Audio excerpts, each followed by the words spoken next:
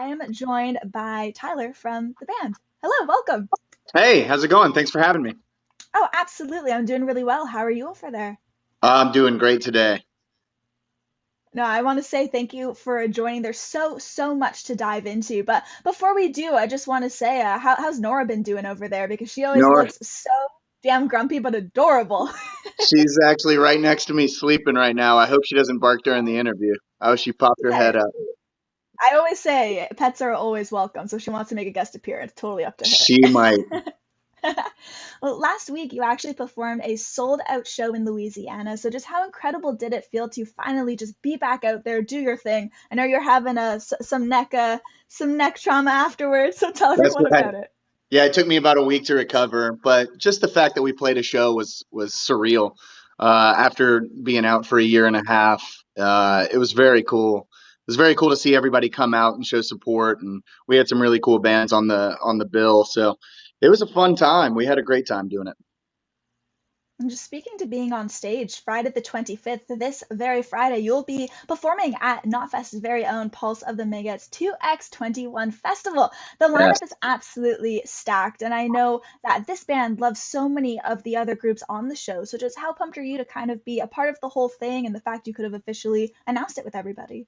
Yeah, we were really excited when Knotfest asked us to do it. It was like an immediate yes. We've been following Knotfest for a long time.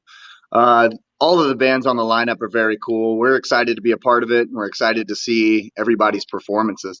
It's cool that we're allowed to do this and see bands, see what they've been working on during quarantine and just having a bunch of time off. So it's going to be a fun time. I think the thing I'm looking forward to most is just seeing tracks being performed off of your latest album in transmission because that has some serious bangers on it. Some are simply super melodic while others just go really hard. So did you guys kind of go into the studio thinking, yeah, let's write something with some of the heaviest songs on it we can come up with? Kind of, yeah. Jeremy, the drummer, and I had come from a doom band in the past, and we were playing kind of slow. So with this band, we wanted to make it faster, more aggressive. And then everything kind of fell in place when we added Crow, Ben, and Trevor to the band.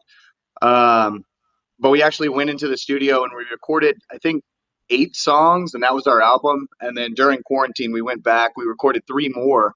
One of which we'll be doing on the live stream, and that'll be the second time we've played it live since actually recording it. So it's very cool. It's actually my favorite song to play live. It's called Mutt. So we'll see that Friday. Ooh, very exciting. All right. I think that's one of the reasons I think everyone's so excited to tune into this because most of these bands, pretty much all of them, have dropped releases or singles since this whole crazy world pandemic Right. started. So the fact we'll be able to see so much new material from everybody, including Capra, definitely looking forward to it. But Yeah, something, we're so excited. oh, I bet. But something I did want to bring up with you is I know that you had a guitar when you were about 2 years old, but you Mhm. started actually getting into it when you were 8 or 9. So who were some of the first bands or songs you were jamming to at such a young age? So my uncle back in the day gave me a booklet of CDs, and it contained like Metallica and Ozzy Osbourne, Black Sabbath, and stuff like that. So that really got me into the more aggressive side of music. And then I actually started playing bass at like 8, so I got super into Rush, and I would learn like a bunch of Geddy Lee songs. Yes. And then later in life, it took a turn, and I got into bands like Minor Threat and Fugazi and Bad Brain, stuff like that. So that kind of led me into like this whole punk world. And then bands like Every Time I Die got me into hardcore, Botch and Norma Jean, Converge, stuff like that. So I kind of try to blend everything from my past and all of my influences into Capra. And I want it to feel like this kind of nostalgic. I wanted to have a nostalgic feel while like retaining this modern day vibe to it. No, you can definitely hear all of the different nuances kind of within the tracks, and also happy I wasn't the only one here who got super stoked for Rush. Not sure if R.A. Diaz is also Canadian in the chat, but hey, we gotta always rep those guys whenever we can. That's right. Suicidal tendencies. What's up? Yes. Well, I know that one of the messages you really wanted to deliver with this album was just for it to kind of be a soundtrack for people to get through whatever they could, being just struggling with at the moment. So, the last thing I want to ask you about is just who are some of those bands for you? The ones that you turn to if you just kind of need a pick me up or just to feel a little bit better? I have like different sides to where, I'll listen to bands like Broken Social Scene if I want to be happy, or Beach House, something like that. But then, like, if I'm really going through it, I'll listen to old school thrash. I'll put on Slayer. There's a new thrash band out there called Enforced that I've been really into lately. And it just depends on my mood and where I'm at. And I'll just headbang it out.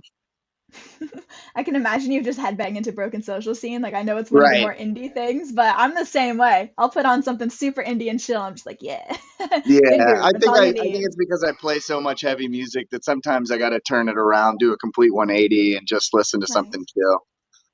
Something a little bit different, a little refreshing for the moment. That's right.